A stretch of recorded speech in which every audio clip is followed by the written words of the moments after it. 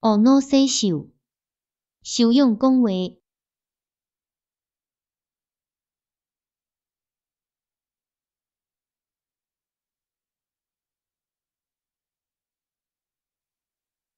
幸福是照咱的心性，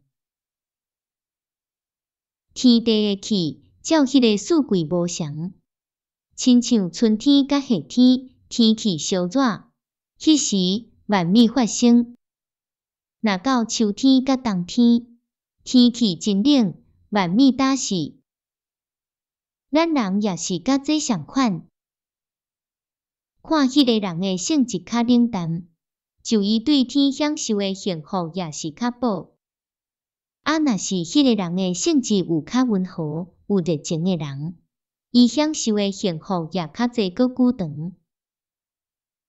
即款人的性，毋是规世人袂改的，若知家己的缺点，就勉强渐渐加以改才好。就讲是家己冷淡薄情，即款的歹的性质，渐渐加以改。